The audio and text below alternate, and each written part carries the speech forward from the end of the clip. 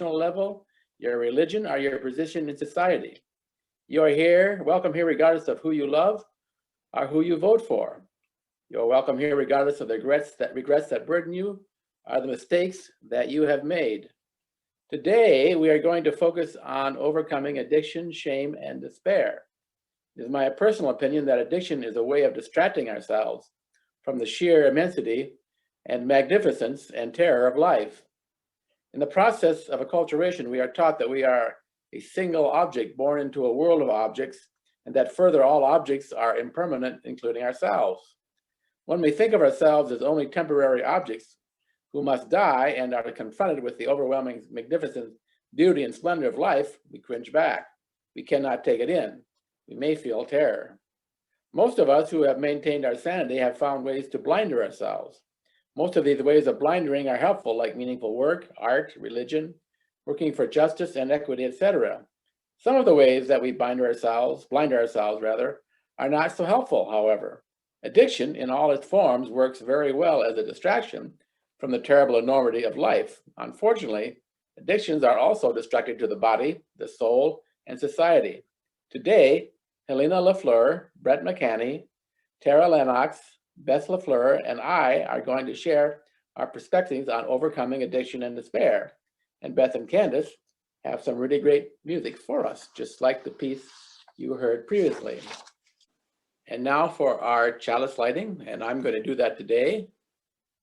I'm going to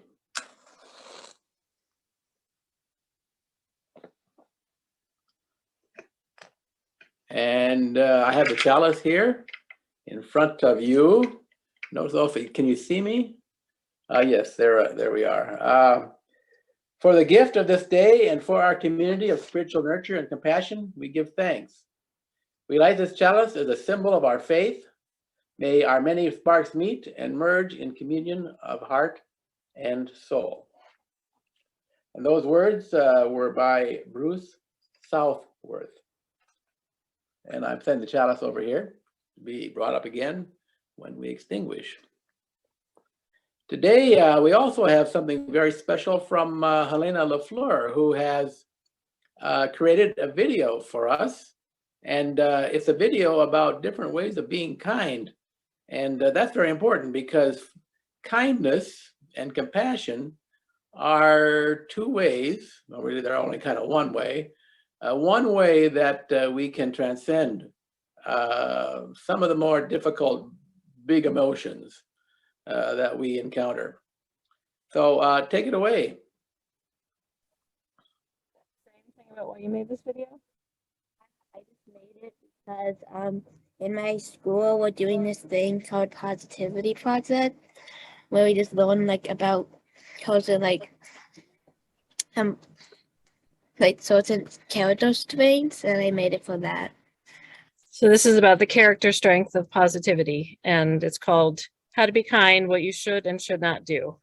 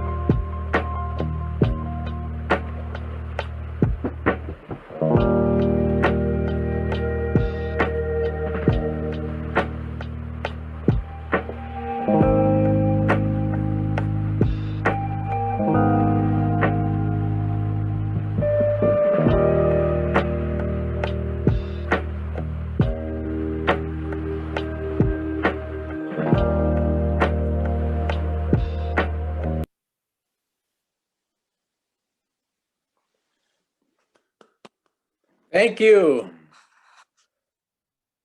Thank you, Helena. That was lovely. I really appreciate it. We're looking forward to hearing more from you in the future. And if any of you other kids want to make videos, please feel free to do it. And you can ask Helena how to do it because she knows how now. So thank you, Helena. And thank you, Beth, for playing that. Go ahead, Helena. Would you like to say some concluding words?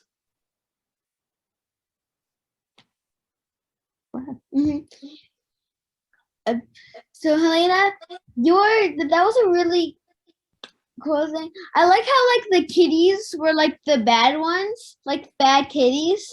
Yeah. Agree with that cat. I wouldn't want to do the dishes either. I had to use like the little actors since I don't have a lot of like human toys or dolls, so I had to use little figurines and cats. We had to use animals because we have more animals than people toys in this house. Would any adults like to comment on the presentation by Helena? Great job, Helena. I loved it. I think we all did. It's very creative, and I remember the other ones. I think the one that was done in the forest.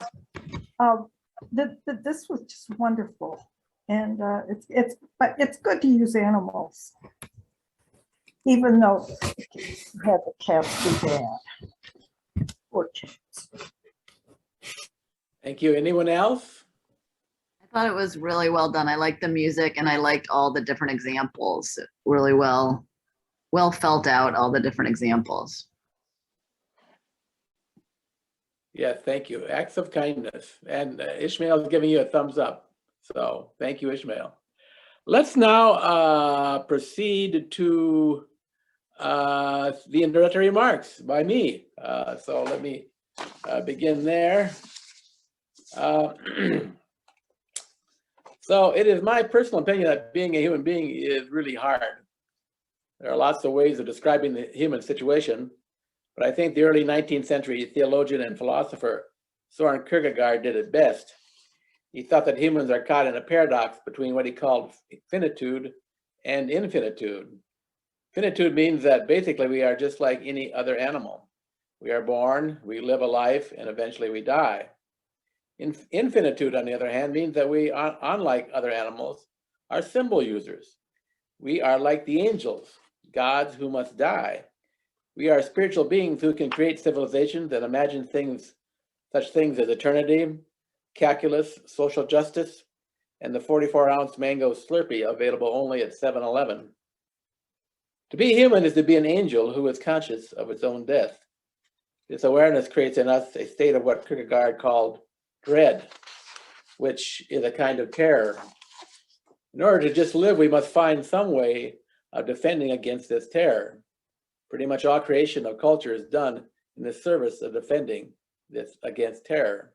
Sometimes the defenses we create are not helpful and may in fact be downright destructive.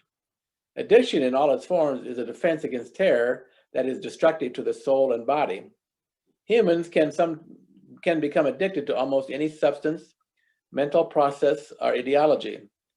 There is an ideology, for instance, in this country that is based on the meme of stolen freedoms that is quite addictive and destructive. Many of those now dying in hospitals because they refuse COVID vaccinations are addicted to the stolen freedoms meme. Recently, a woman in Virginia threatened to bring guns to school if her child was required to wear a mask there. This is another example of the stolen freedoms addiction. I do not judge. In a sense, almost all of us are addicts, if only to our weekly work routine, the 2 beers at the end of each day's work, or the 3 hours and 17 minutes of TV the average American watches. We can become addicted to emotions as well. The title of this sermon is Addiction, Shame, and Despair, all fruits of the same tree. Shame and despair are 2 inner processes that make excellent defenses against the terror of being an animal that knows it must die. If one's mind is constantly in turmoil about what a terrible, worthless, and inferior person one is, one does not have time to dwell on existential terror. When I was in seminary, I was assigned in a pastoral care class to attend several AA meetings. AA is a 12-step program for recovery from addiction. From those meetings, I learned that to deal with one's addiction, one must first admit he or she has a problem that is ruining his or her life and the lives of the ones they love. Once one admits to these destructive patterns and that one pretty much has no control over their addiction, the real work can begin. The process that follows deals with learning to cultivate faith and attending weekly meetings where one becomes vulnerable enough to uncover in group discussions how fleeing from anxiety has led to his or her addictions. Back to Kierkegaard. He thought, and I agree, that the way to live with the terrible paradox of being both animal and angel and to prevail over defense mechanisms like addiction is to take a leap of faith. These days, with the idea of a personal God falling out of favor, it is hard to find that in which we can place our faith. Most of us here are humanists of some form or another. Our faith is in humanity. Most of us have come to believe that within us lies the pathways to rightness and joy in being that transcends the terror, as well as helping us to see ourselves as people of real value, that we belong in the universe, and that our existence is important for the life of this community and the life of our society and the life of this planet. In my particular faith leap, I revel in the profound oddness of life. I think it profoundly strange that there is anything at all, much less this magnificent, beautiful, terrifying something of which I am so intimately a part. I cannot escape the intuition that whatever life is, it is firmly resting on a foundation of intelligently organized physical and spiritual principles. And further, I believe that this intelligence is available to me as I strive to live my greatest possible life. I've also come to believe that what I do matters. My thoughts and actions create patterns in time, space, and the material world, and that the patterns I create can be patterns of hope, love, compassion, and grace, or of despair, hate, division, and strife. The choice is mine.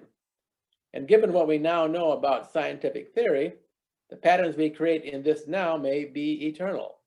I'm referring to the late Stephen Hawking's theory that the collective areas of the event horizons of all the universe's black holes are constant. And while light and matter do enter black holes, information does not. Information, those patterns I was talking about, remain on the event horizon for as long as there is a universe.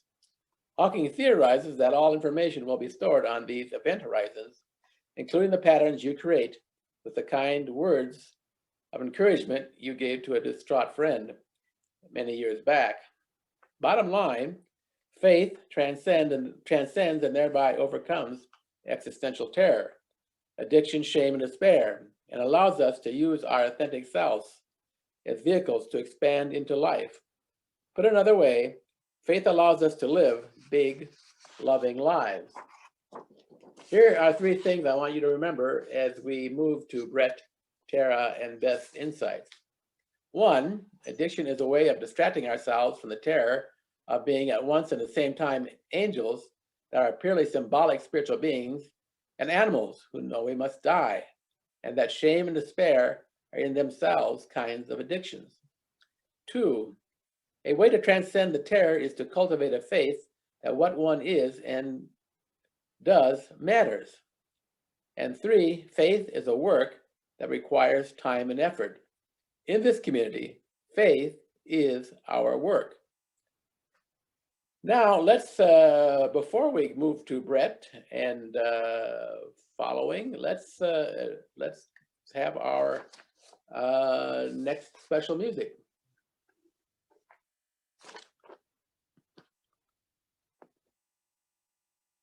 We're actually going to do it after Brett's talk.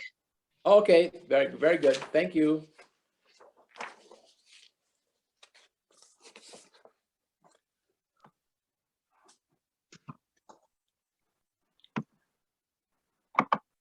A little trouble unmuting. Good morning, everyone. Addiction. I mean, we can be addicted to just about anything, but I'm going to be talking mostly about drug addiction since that's something I know well. So what causes addiction?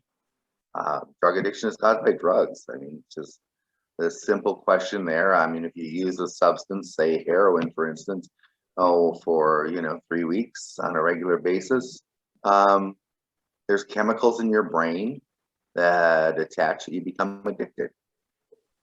Or is that true? There may be a little catch on that one. Most of what we know about that theory is wrong. Say you go outside today, fall down, break your hip. You're going to the hospital. You're going to receive, hold on a second, stop it. The dogs. Steve had to step out for a second, so of course the dogs are screaming. But anyway,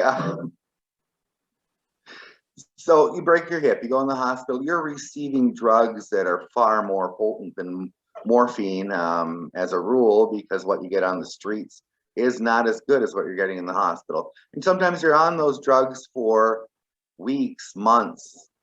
But does grandma become addicted after she breaks her hip and goes through treatment and rehab? Not really. Our current theories kind of are based on experiments that were done in the 1950s. The main one was the rat experiment. The rat was put in a cage with 2 bottles. One had heroin and the other had water. So 99% of the time, that rat chose the heroin bottle and went exclusively to drinking out of the heroin bottle till it came to the point that that rat overdosed and then died. Well, there's a psychology professor named Bruce Alexander that did an experiment back in the 1970s. He looked at this experiment and said, why don't we put the rat in a different situation? So he made a thing called Rat Park. Rat Park had plenty of food. Rat Park had toys. Rat Park had tunnels. Rat Park had plenty of rats, giving the rats opportunities for bonding and friendship. So how did these rats do? They had the same 2 bottles. Occasionally the rats would go to the heroin bottle, but they did it very rarely, and none of them did it compulsively, and there were no overdose deaths in that group. So was this just rat work? Well, at the same time, there was another experiment going on called the Vietnam War. In the Vietnam War, 20% of the GIs were using loads of heroin. And they were afraid that when they came back, there'd be hundreds and thousands of junkies on the street looking for heroin. So they were followed very closely. These guys came home. There was no need for any rehab. No one went through, well, 90% had no need for rehab. There was no withdrawal. So this is not following what we've been taught. You know, they were in an area where, you know, this horrible jungle where they were forced to kill or be killed at any minute. So, you know, in that case, I think using heroin might not be a bad idea. So they used heroin, came back home to their friends, to their families, to their connections, and they did well for the most part. So,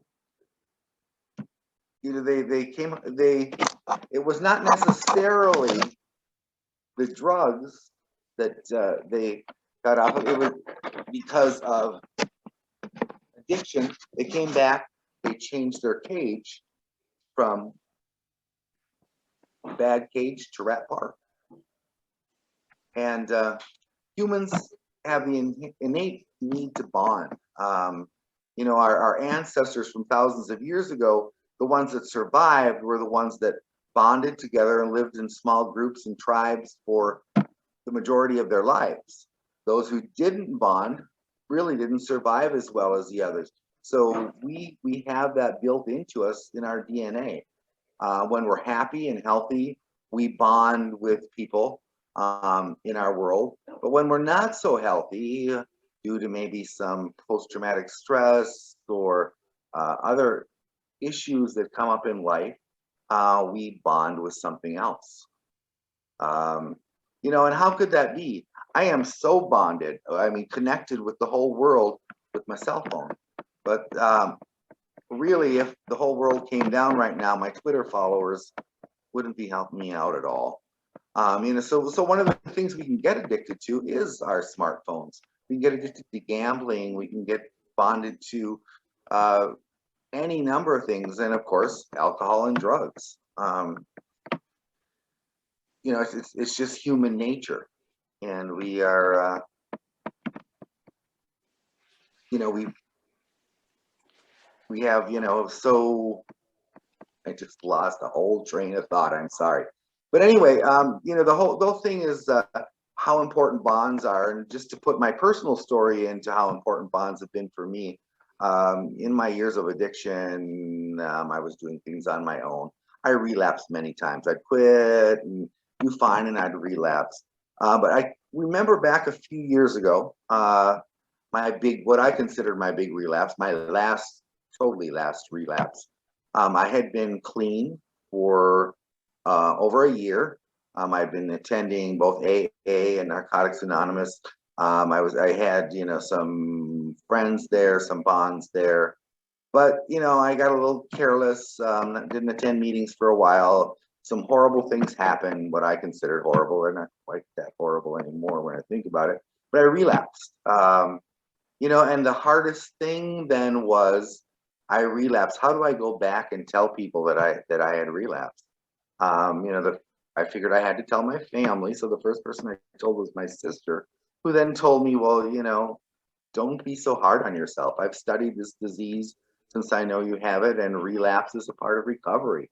You know, I'm going to love you no matter what. So what are you going to do right now? What do we need to do for you right now? I'm going to love you whether you're sober or whether you're clean. And then I had friends in NA tell me the same thing. So I realized, you know, at that point I had bonds with people. And so I went back into rehab, started over, and realized continuing these bonds is what's going to keep me where I am. What's going to keep me sober, what's going to keep me clean. I need those people. I'm, you know, at a place where, because of Narcotics Anonymous, I have lists of people I could call anytime, 24 hours a day, who would be right by my side if for some reason I had the odd desire to go back the way I was. You know, and I think that is why in Narcotics Anonymous they say meeting makers make it. It's not for what's said at the meetings. It's usually a rehash of the same old stuff over and over again, but there's bonds created between people. You know, the people you see every week, you have a sponsor, you have someone you can always depend on, someone you can depend on who loves you and is kind to you and is going to get you through whatever you need to do. And really, that's about it. Most of my research stuff comes from a book by Jonathan. Oh God, John, I should know that off the top of my head. Jonathan Hari. It's called Chasing the Scream. That's all I have. Thank you, Brett. That was a lovely talk. And now our special music.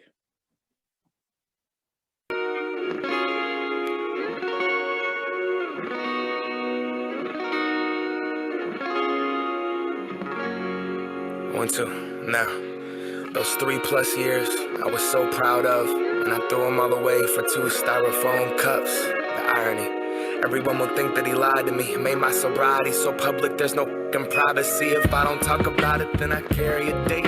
A 08-10-08, then now it's been changed. And everyone that put me in some box is saying that I never was, just a false prophet that never came. And will they think that everything that I've written has all been fake, or will I just take my slip to the grave? What the fuck are my parents gonna say? The success story that got his life together and changed. And you know what pain looks like when you tell your dad you relapsed and look him directly into his face. The seat on your shoulders, deceivingly heavy weight. Haven't seen tears like this on my girl in a while. The trust that I once built's been betrayed.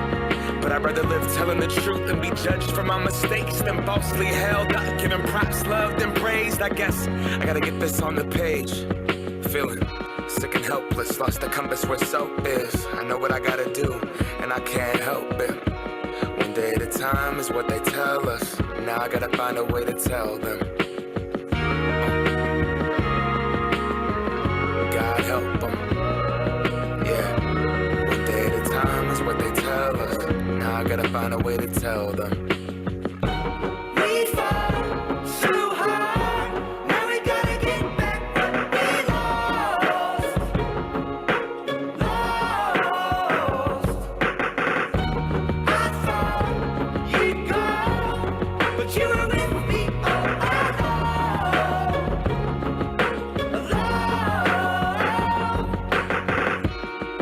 Kid that came up to me and said I was the music they listened to when they first got clean. Now look at me, a couple days sober, I'm fighting demons. Back of that meeting on the east side, shaking, tweaking, hope that they don't see it. Hope that no one is looking, that no one recognizes that failure under that hoodie that's posted in the back with my hands crossed, shook. And if they call on me, I'm passing. If they talk to me, I'm booking up that door. But before I can make it, somebody stops me and says, are you Macklemore? Maybe this isn't the place or time.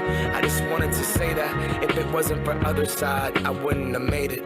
And I just look down at the ground and say thank you. She tells me she has 9 months and that she's so grateful. Tears in her eyes, looking like she's gonna cry. I barely got 48 hours, treated like I'm some wise monk. I wanna tell her I relapsed, but I can't. I just shake her hand and tell her congrats. Get back to my car and I think I'm tripping, yeah.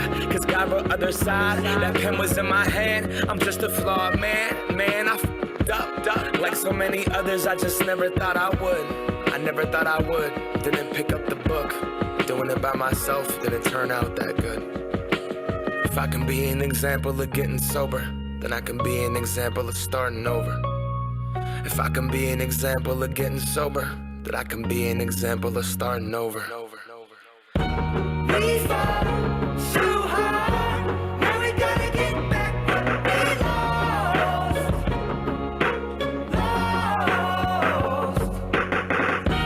I thought you'd gone, but you were with me all along.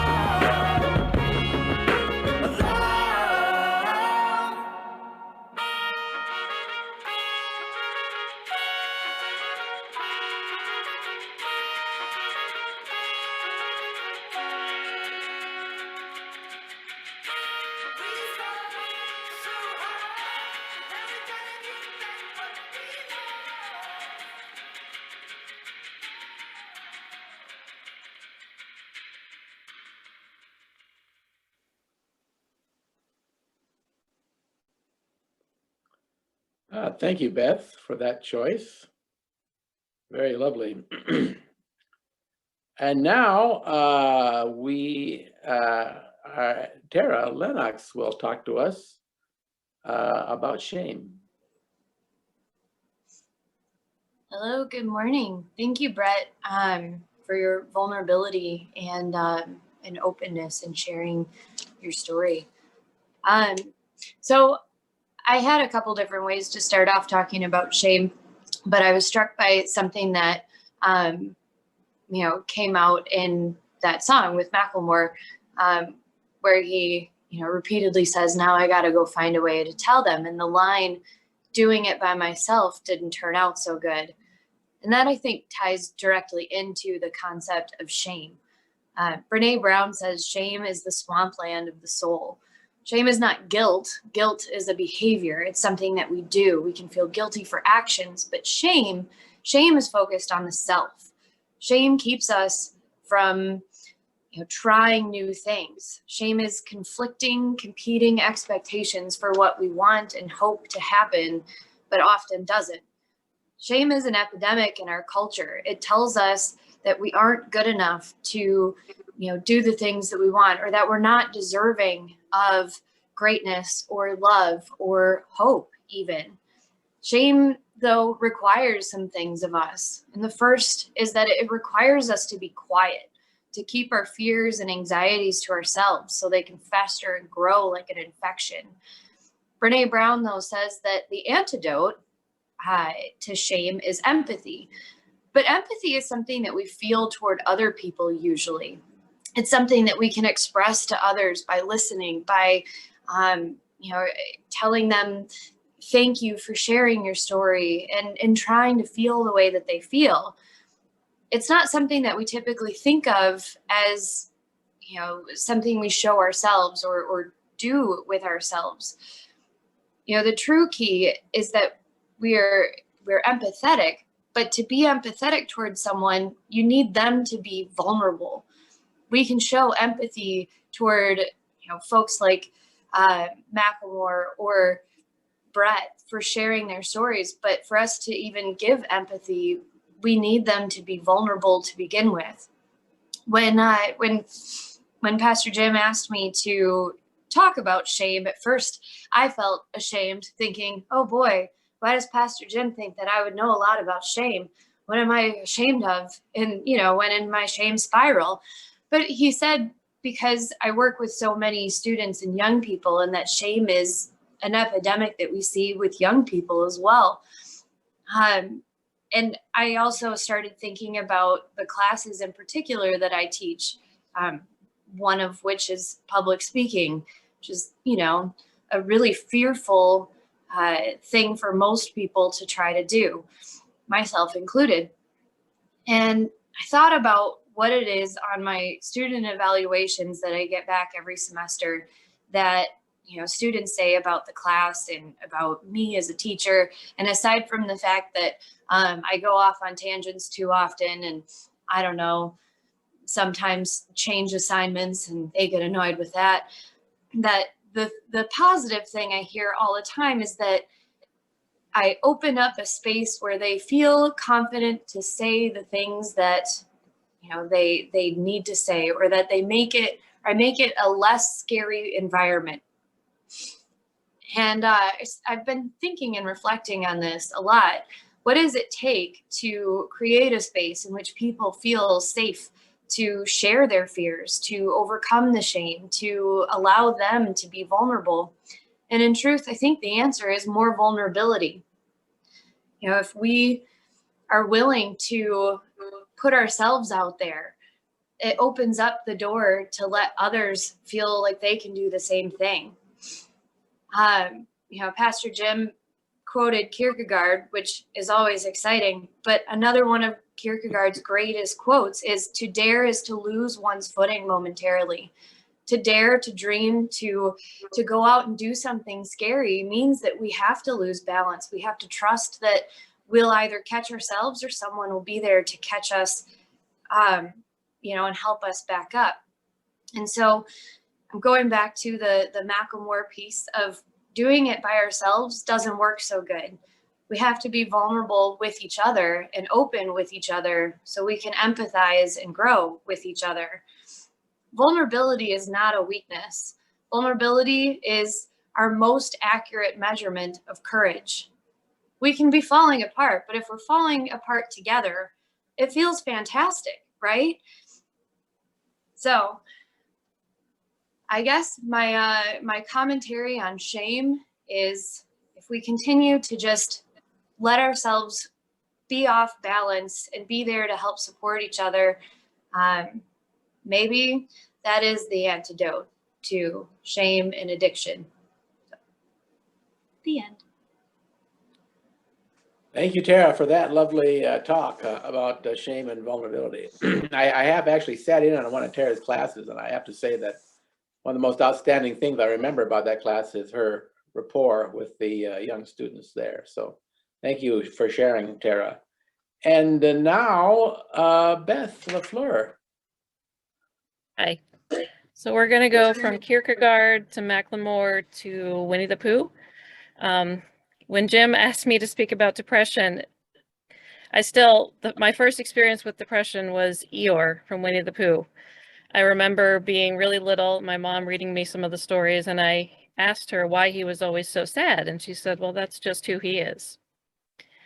I think that my second experience with depression was my dad. It wasn't acknowledged and it wasn't treated until he was in the last decade of his life, and his depression was exacerbated by dementia. But it was there almost as long as I remember him, and certainly by the time I was an older upper elementary kid, like the age of my own kids. As a child, I didn't understand. I just saw that he would go through periods when he would stop telling jokes, he yelled more, he stopped working on the projects he loved, and he slept a lot. But always after a period, he would return to normal, though I'm not really sure which mode was actually his normal. My third experience, I think, with depression was with my college best friend who was hit with a debilitating depression after the loss of her mom. She was my first close experience with someone who could not get out of bed in the morning many mornings, and often felt that there was no point in continuing to suffer the staggering grief and loneliness that she felt. My fourth experience was my own, and postpartum depression after my youngest was born. For a long time, I thought I was just overwhelmed by a new baby who happened to be my third under 5, and I was. But I can see now that it was more than that, and I am so thankful that nothing horrible happened when I was being bombarded by intrusive thoughts and such sadness that I've never before and never again experienced.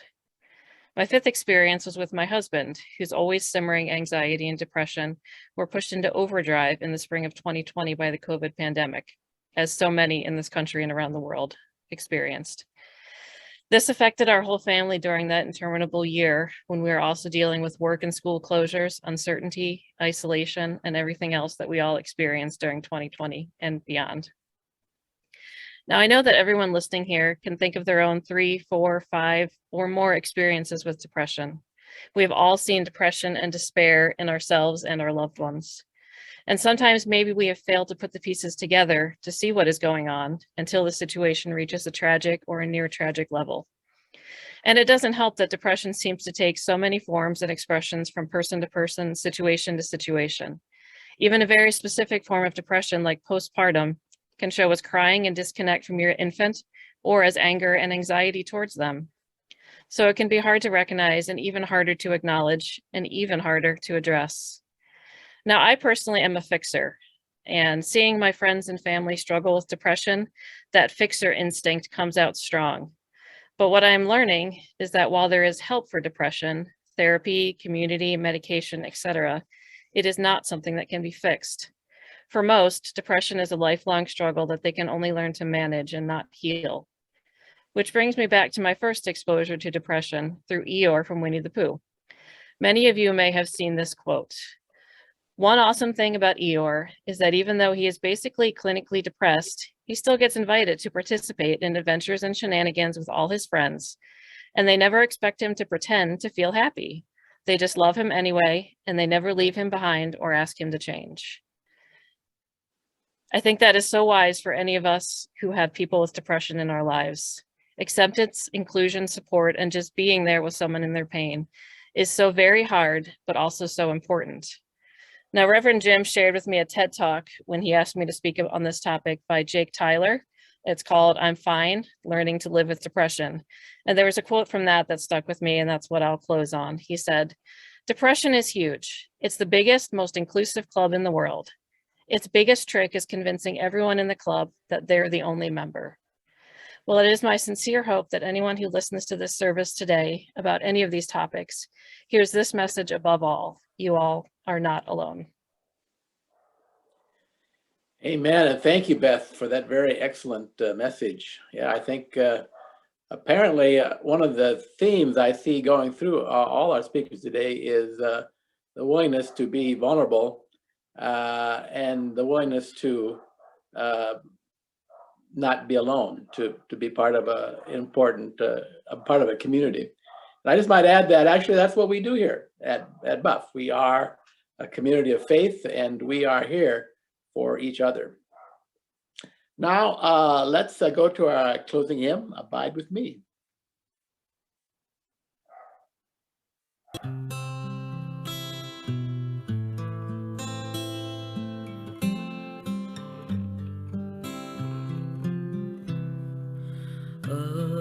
Abide with me, fast falls the eventide, the darkness deepens, still with me abide, when other helpers fail and comforts flee, help of the helpless, oh, abide with me. Swift to its close, ebbs out life's little day, earth's joys grow dim, its glories pass away, change and decay in all around I see. O thou who changes not, abide with me. We need each other every passing hour, channels of grace and life affirming power, faithful companions share this path with me. Through all our fears and hopes, abide with me.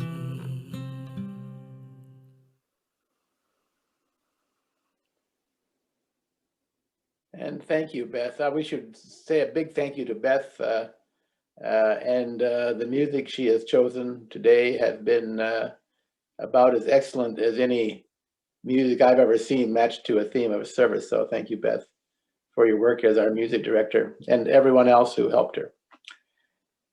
And now let's extinguish our chalice. I have it here before me, and I don't know if you can see me or not. I'm going to blow it out. And our chalice words are: we extinguish the flame, but the sparks within us remain alight. And thank you all for coming today. We'll now have a musical benediction,